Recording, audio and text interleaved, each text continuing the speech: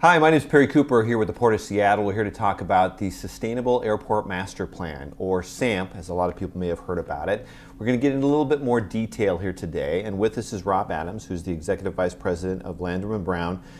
First, give people an idea of what your company is. You're a global aviation planner, and that's why we brought you into this process. That's correct. We've been in business almost 70 years, working on airports only. So this is our bread and butter, if you will. And we've been, for the last 35 years, have a practice that is specifically focused on environmental issues at airports. And we've worked at airports all over the country. All of the top 50 airports, we have done these types of studies in the past, and we're in the industry. We're one of the leaders in terms of aviation environmental planning. So this is nothing new to you, and you've also got the background that you've worked with the Port of Seattle and Sea-Tac Airport for quite a few years as well. Yes, too. that's correct. So, starting back in the mid-1990s, we've worked on and off with the port on various issues, dealing with environmental issues as well as planning issues. So again, everybody's probably heard about or heard the term SAMP if you're watching this video, Sustainable Airport Master Plan. What is it to begin with for people that do not know, and why do we really need to do this? Okay, so the SAMP was a master plan that was prepared by the port, and its goal was to create a blueprint for the airport to meet future demand. This region is growing, as everybody is aware. And the statistics are that the Puget Sound area will add another 1 million people by 2035. That type of growth translates into growth in activity at airports. People want to fly in and out of the airport to visit, for work. So there's a direct relationship between those two things.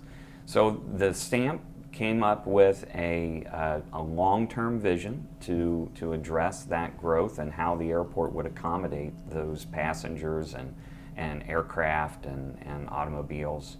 And so that was completed in 2018. They also completed a what they call the near-term projects, which is focused more on 2027 timeframe.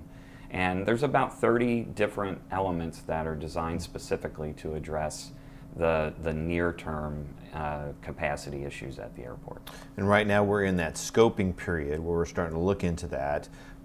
We'll get to what the idea of scoping is in a moment here, but in breaking that down, what are some of those projects in that near term that we're talking about here? Right, so one of the main projects is a second terminal that would be located north of the current terminal, where it sits today. Mm-hmm. And there's a variety of other projects that are focused on providing additional cargo capacity, as well as addressing some of the airfield needs that the FAA says the standards have to be put in place. There's also looking at fuel storage capacity to meet projected demand in 2027 as well. And again, reference this too, is that this is about us handling additional traffic that's coming to the airport. It's not that we're building it to attract more. Correct. It's because the growth is happening so fast, we need to find ways to make this a much more passenger-friendly experience that's already here with this growth of the region, right?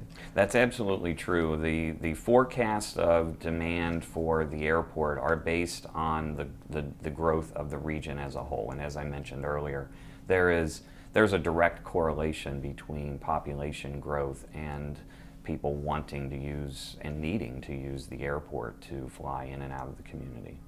So then what we're doing then here with the port is then kicking off this environmental review process. What is all involved in that? What's the steps here? So the first step is scoping, which is where we're at today. Nothing has been decided. There's been no decisions made about the projects at all. This is the first step in the environmental process, and it's called scoping. And the purpose of that is to have the public and agencies give their input and opinions about what types of things should be studied in the environmental review process. Once we complete scoping, we will then go into an environmental analysis phase where we will be identifying what the potential impacts are of the near-term projects. We will then look at mitigation options for those impacts. And then at that point, we will publish a draft environmental review study that the public and agencies will then have opportunities to provide comments on. And at that point, there will be more public meetings and more website updates where people can get the information. Once we receive all the comments and respond to all of the comments, we will then prepare a final environmental review document, and then the two agencies that are leading this, the Port of Seattle and the Federal Aviation Administration, they will then make their decisions based on that document. So for viewers, that's probably what their key is right now, is how do I get involved? How do I get some of my comments in there? What's my availability? Right, so we have a number of ways that people can participate in the scoping process. The first is a website or an online open house. The address of that is sampenvironmentalreview.org, and there they can get more detailed information about the near-term projects as well as the SAMP in general. And there's opportunities there for them to leave comments that we will receive. We also are going to hold 4 public open houses starting in September. Those will be on September 10th, 12th, 17th, and 19th. And those will give an opportunity for people to come and talk to subject matter experts like myself and others on the team. And they'll have the opportunity there to make comments. If people would like to mail comments in, they can find information on where to mail their comments on the website as well. We'll take comments any way that we can get them. Very Absolutely. much welcome. And the comments need to be in by September 28th, which is the end of the comment period for scoping. And scoping is about figuring out what those topics would be. But like I say, you guys have done this before. The process has been handled at other airports. So there's already an idea of what topics should be there. What are some of those topics? Yeah, so there's a couple dozen topics that we're required to look at through federal and state law. Those generally can be categorized as looking at air quality and climate, noise and compatible land use. We also will look at biological resources and natural resources. We will look at social and community issues, as well as hazardous materials and public properties.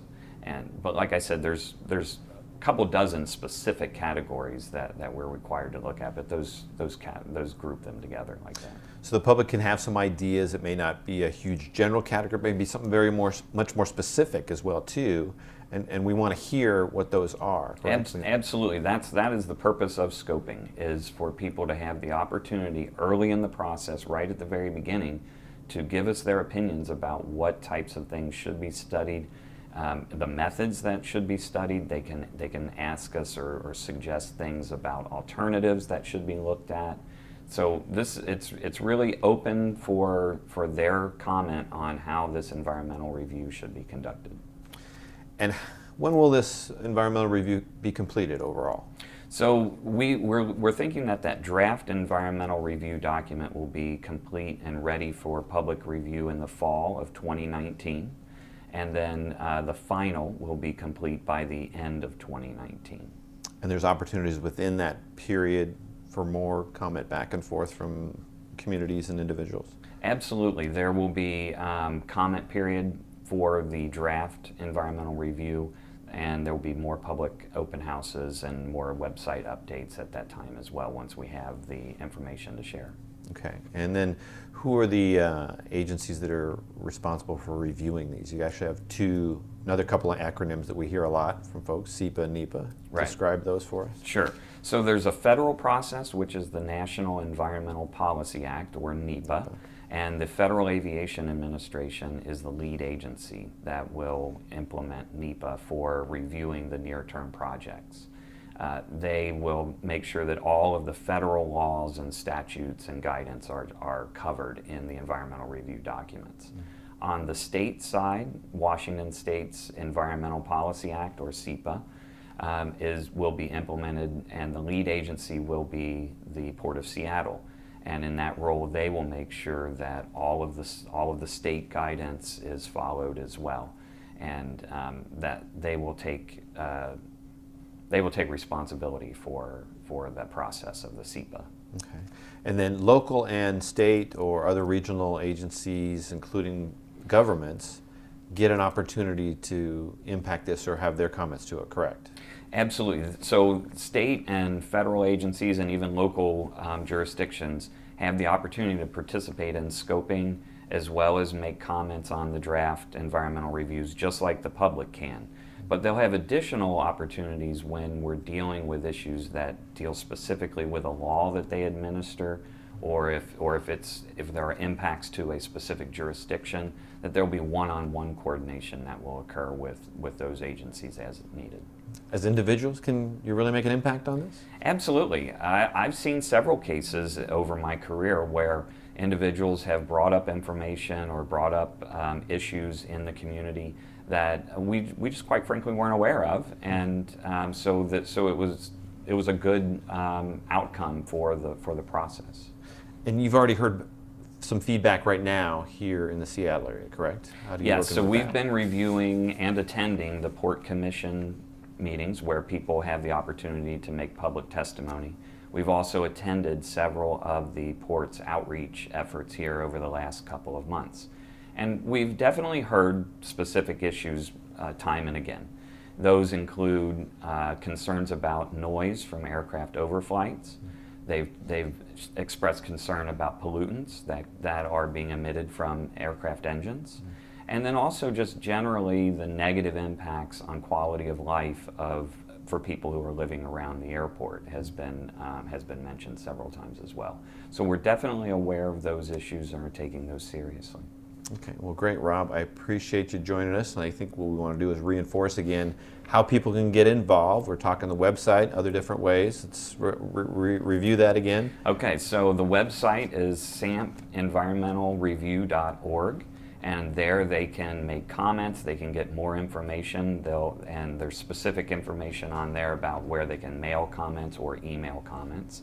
Also, the public open houses, the meeting dates and locations and times are all on the website as well. There will be 4 public open houses that we hope people will attend, and again, those are September 10th, 12th, 17th, and 19th. Okay, and then the end of our scoping process is September 28th? Yes, we need all of the comments in by September 28th for us to start reviewing those. Okay, great. So hopefully you are caught up on what you need to know about the Sustainable Airport Master Plan, or SAMP. Rob, thanks for joining us. Great. We appreciate everybody's time. Thank you.